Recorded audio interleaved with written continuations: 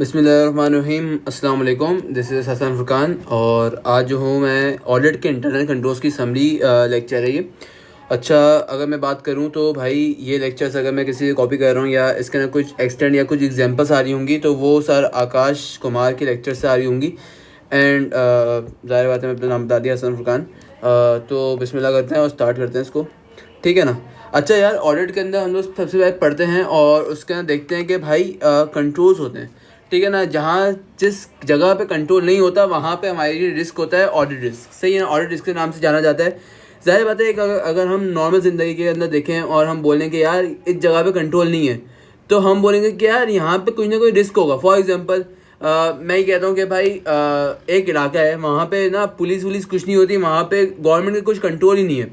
तो हम बोलेंगे कि यार यहाँ पे चोरी होगी, यहाँ पे यार बहुत सारे रिस्क होंगे जाने के, सही ना। यहाँ पे आपकी सेफ्टी नहीं है, ठीक है ना, तो ये रिस्क है। तो इसी तरह ऑडिट के अंदर रिस्क वहाँ पर आते हैं जहाँ पे कंट्रोल्स नहीं होते, ठीक है। अच्छा, कंट्रोल्स क्या, कंट्रोल किस तरह से। फॉर एग्जांपल मैं कहता हूँ कि यार मैं आज एक इंस्टीट्यूट में बैठा हूँ और मैं कहता हूँ यार यहाँ पे बच्चे सेफ़ हैं। अच्छा, यार ऑडिटर ने कहा कि यार अच्छा सेफ़ हैं, चलो मैं तुम्हारा टेस्ट लेता हूँ। मैंने कहा ठीक है, आ जाओ यार इंस्टीट्यूट में आ जाओ।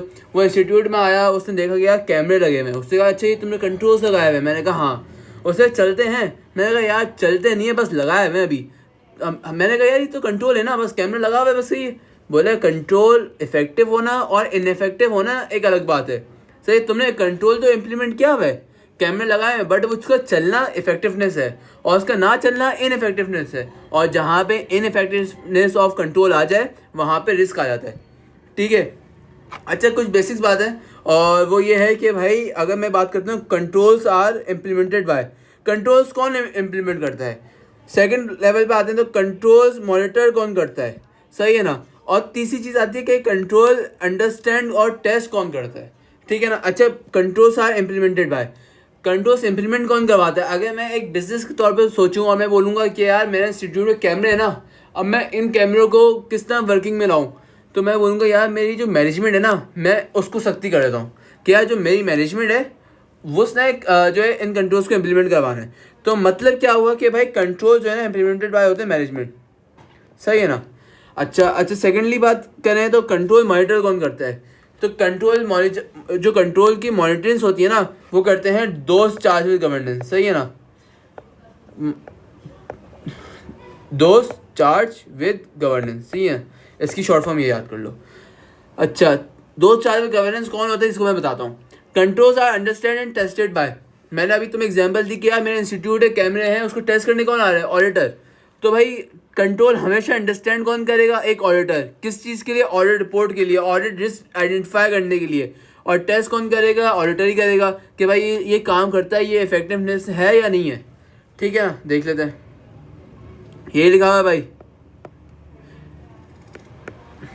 अच्छा, यहाँ पे मैंने एक्सटर्नल ऑडिटर क्यों लिखा है, इंटरनल ऑडिटर क्यों नहीं लिखा।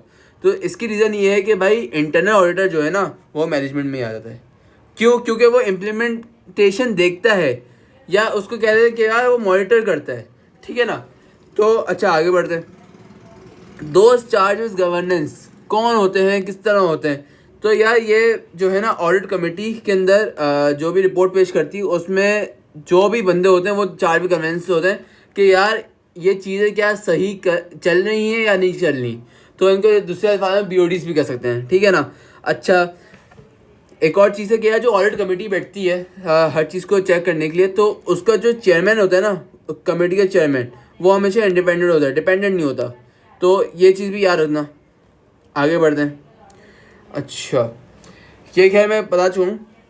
अच्छा, इफेक्टिवनेस और इनइफेक्टिवनेस के ऊपर जिक्र आया है, बट एक ऑडिटर ऑडिट करने के लिए क्या क्या चीज़ों को देखता है।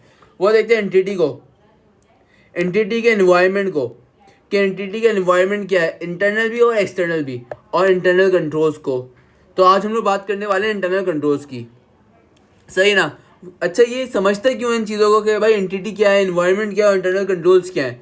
वो इसलिए समझता है कि ताकि देख सके कि यार ये इफेक्टिव है या इनइफेक्टिव है।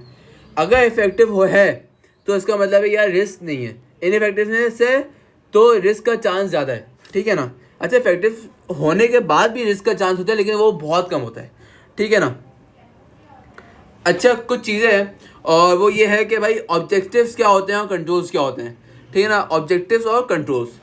आगे बढ़ रहे हैं। अच्छा, ये हर डिपार्टमेंट का ऑब्जेक्टिव अलग होगा और हर डिपार्टमेंट का कंट्रोल भी अलग होगा, ठीक है। फॉर एग्जाम्पल मैं बात करता हूँ कि भाई मेरा इंस्टीट्यूट है और टीचिंग डिपार्टमेंट है, मैं टीचर हूँ, और यहाँ पे कंट्रोल्स क्या है, या मेरा कंट्रोल ये है कि भाई बच्चे बदतमीजी ना करें।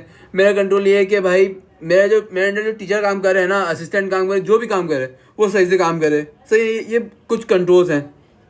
आगे बढ़ते हैं। तो यार अगर हम बात करें एक कंपनी के तौर पे, और मैं बोलता हूँ यार हमारा सेल ऑर्डर डिपार्टमेंट है, ठीक है ना। सेल ऑर्डर डिपार्टमेंट का रिस्क क्या होगा और उसके लिए वो ऑब्जेक्टिव्स क्या होंगे और वो कंट्रोल्स किस तरह करेगा। तो यार पहला जो रिस्क आता है ना हमेशा बिजनेस के अंदर सेल्स डिपार्टमेंट में, वो ये आता है कि यार तुमने क्रेडिट पे सेल की और तुम्हें उसके पैसे वापसी नहीं मिले, वो तुम्हारे बैड डेट्स हो गए। तो उन बैड डेट्स को अवॉइड करने के लिए क्या कर सकते हैं। फॉर एग्जाम्पल ये कंपनी है, एग्जाम्पल ले लो कोई भी, और वो ये है कि भाई वो लोन भी देती है लोगों को, वो क्रेडिट पे माल देती है। सही है, क्रेडिट पे माल लेने वाली एग्जाम्पल लेते हैं, ठीक है ना। एग्जाम्पल ले लो यूनिलीवर की, सही है ना। वो हम लोग देखते भी हैं कि भाई जो पेप्सी वगैरह हैं वो उनको वो दुकानदारों को देती हैं जो होलसेलर्स वगैरह होते हैं, और उनको क्रेडिट पे माल देते हैं, और जैसे ही वो मतलब यूज़ हो जाती हैं, जब उनकी पेमेंट आ जाती है उनके पास, तो वो उससे रिकवरी कर लेती हैं, ठीक है ना। तो यार अब उनका ये मसला नहीं होगा कि यार इस दुकानदार को मैंने ज़्यादा माल दिया हुआ है और ये दुकानदार अगर नुकसान में चला गया या कुछ भी मसला हो गया तो मेरे जो पैसे लगे हुए हैं, जो मेरा माल गया हुआ है, तो वो मुझे वापसी मिलेगा या नहीं मिलेगा, उसके पैसे मिलेंगे या नहीं मिलेंगे। तो हमेशा बैड डेट का एक बिज़नेस को नुकसान होता है, एक ख़तरा होता है कि यार कहीं मेरा बैड डेट तो नहीं हो गया, ठीक है ना। तो यार सेल ऑर्डर डिपार्टमेंट क्या करता है इन बैड डेट्स को से बचने के लिए। तो यार सेल ऑर्डर डिपार्टमेंट जो है ना इन बैड डेट से बचने के लिए कुछ कंट्रोल्स को इम्प्लीमेंट करता है, ठीक है ना। कुछ कंट्रोल्स को इम्प्लीमेंट किस तरह करते हैं, यार एग्जांपल ले लेते हैं कि यार मैं एक कंपनी हूँ, सही है ना। मैं कहा यार मैं जो है ना माल देता हूँ दुकानदारों को और उनसे पेमेंट जो है ना माल बिकने के बाद लेता हूँ, सही है। तो मेरा सेल डिपार्टमेंट कहता है कि भाई अच्छा, तो अच्छा कंट्रोल्स लगाते हैं। मैंने कहा यार कंट्रोल्स किस तरह लगाओगे, बोलते हैं यार हर सप्लायर को एक लिमिट दे देते हैं, वो क्या रहेगी, क्रेडिट लिमिट, सही है ना। क्रेडिट लिमिट क्या होती है, किस तरह होती है और इसकी इम्प्लीमेंटेशन किस तरह होती है और ये ख़त्म कब होती है, ये देखते हैं। वो बोलते हैं कि यार क्रेडिट लिमिट जो है ना, फॉर एग्जांपल यार एक बंदा है जो जिसके बिहाफ पे जिसको मार्केट से रीड करके उसको पता चलेगा कि यार उसके लिए ना क्रेडिट लिमिट 2 लाख की सही है, ठीक है ना। उसको क्रेडिट लिमिट 2 लाख तक दे सकते हैं हम। तो ये क्रेडिट लिमिट हमने सेट कर दी। किसने सेट की, सेल ऑर्डर डिपार्टमेंट में। हम जो भी बात करेंगे अभी वो सेल ऑर्डर डिपार्टमेंट की बात करेंगे। तो उसने कहा कि यार 2 लाख की जो है ना क्रेडिट लिमिट है। वो बंदा आया फॉर एग्जांपल 1 जनवरी को, सही है ना। उससे कहा यार मुझे माल चाहिए। हमने कहा कितने का, बोले यार 1.5 लाख का। मैंने कहा यार देखता हूँ मैं, सही है ना। मैंने देखा, मैंने कहा यार किसकी क्रेडिट लिमिट जो है ना 2 लाख है। तो मैंने कहा यार जब 2 लाख है ना और इसके ऊपर कोई रिसीवल नहीं आ रहा, तो यार 1.5 लाख रुपये का मैं इसको क्रेडिट में माल दे सकता हूँ। मैंने ये अप्रूव करवा दी, सही है। यही बंदा अच्छा कान खोल के सुनना है, इसी के अंदर एक और पॉइंट निकलेगा। यही बंदा 2 जनवरी को आता है, बोलता है यार मुझे ना 1 लाख का जो है ना और माल चाहिए। मैं बोलूँगा यार 1 लाख का और चाहिए, 1.5 लाख का और चाहिए, बोला हाँ। मैंने कहा यार 1.5 लाख का चाहिए ना। मैंने इसकी क्रेडिट लिमिट देखी, मैंने कहा यार इसकी क्रेडिट लिमिट तो 2 लाख है। तो मैंने कहा यार चलो ठीक है, मैंने इसको अप्रूव कर दी। हालांकि ये क्रेडिट लिमिट उस वक्त तक के लिए फिक्स है, ये लिमिट है कि जब तक कि इसका पुराना रिसीवेबल वापसी ना हो जाए, सही है ना।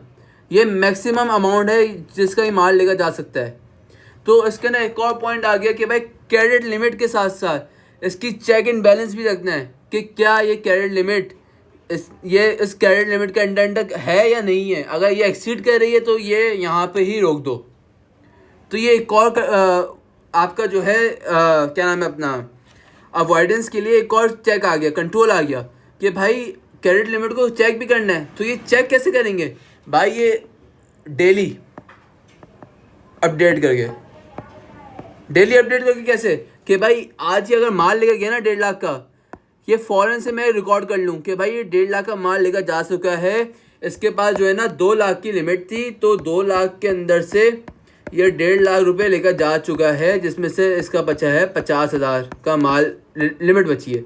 तो मतलब मैं ये इतनी अमाउंट का लेकर जा सकता है, उसने कहा अच्छा मैं मतलब सिर्फ 50 लाख का लेकर जा सकता हूँ। मैंने कहा हाँ। उससे कहा यार मुझे माल ज़्यादा चाहिए तो मैं क्या करूँगा, मैं कहूँगा कि भाई आपको माल ज़्यादा चाहिए ना, आपकी लिमिट थी 2 लाख, सही है ना, आप 1.5 लाख का माल लेकर गए थे, सही है ना, और आपको भी 1.5 लाख का चाहिए भी। मैंने कहा भाई सही है, 1.5 लाख का अगर आपको चाहिए तो आप पहले इसकी पेमेंट्स को क्लियर करो। उसने कहा यार तो 200 मतलब 2 लाख जो है हमारी लिमिट है, तो यार मैं 1.5 लाख रुपये भी पे कर दूंगा तो फिर भी 50 हज़ार की रहेगी ना। मैंने कहा भाई तुमने चर्च पी हुई है क्या, मैं ये बात कर ही नहीं रहा कि भाई तुम्हारी लिमिट अभी क्या है। मतलब क्या समझे हम इसमें बात ये समझे हम लोग कि भाई अगर किसी की लिमिट 2 लाख है, सही है, वो 1.5 लाख का माल लेकर जा चुका है, सही है, डेट रख रहे थे हम 15 जनवरी, सही है ना, एग्जाम्पल ले रहा हूँ। तो अगर वो 1.5 लाख रुपए की पेमेंट कर देता है, पेमेंट डन, सही है ना, तो उसकी क्रेडिट लिमिट वापसी रिन्यू हो जाएगी और ये बन जाएगी 2 लाख। अब जब क्रेडिट लेने आएगा ना तो हमारे पास लिमिट 2 लाख की ही आ रही होगी कि भाई इसके पास ये बैलेंस लेकर जा सकता है, तो ये 2 लाख का लेने आएगा, हम इसको दे देंगे। हाँ जब ये नेक्स्ट टाइम आएगा तो हम नेक्स्ट टाइम देखेंगे कि यार इसने क्या ये 2 लाख जो है ना इसने पे किए या नहीं किए। अगर इसने ये पे कर दिए होंगे तो हम इसको और क्रेडिट लिमिट दे देंगे, अगर नहीं किए होंगे तो नहीं देंगे, सही है ना। इस कॉन्सेप्ट का सिर्फ समरी इतनी है कि जितना क्रेडिट पे माल दिया हुआ है ना, अगर उसको और क्रेडिट पे माल चाहिए तो जितना क्रेडिट लिमिट और उसके बीच में डिफरेंस होगा वो उतना लेकर जा सकता है। अगर उसको उससे ज़्यादा चाहिए तो उसको पुरानी जो क्रेडिट लिमिट है ना उसको पहले पे करना पड़ेगा, देन उसके बाद वो लेकर जा सकता है, ठीक है ना। आगे आओ, आगे क्या कहता है। अच्छा ये इसको पढ़ लेता हूँ एक दफ़ा ना। बोलता है कि भाई अबाउट बैड डेट्स के अंदर पहला है कि भाई क्रेडिट लिमिट को सेट करेंगे। सेट कौन करेगा, क्रेडिट डिपार्टमेंट, ठीक है ना, कोई और सेट करेगा तो वहाँ पे रिस्क आ जाएगा, सही है ना। बिफोर क्रेडिट सेल, हर क्रेडिट सेल से पहले, यह भी ऊपर बताया मैंने, क्रेडिट लिमिट चेक्ड, सही है ना, बिफोर फर्दर क्रेडिट सेल। मैंने अभी बताया कि भाई कंट्रोल अगर ये लगाएंगे तो ही हमारे रिस्क का फैक्टर कम हो जाएगा।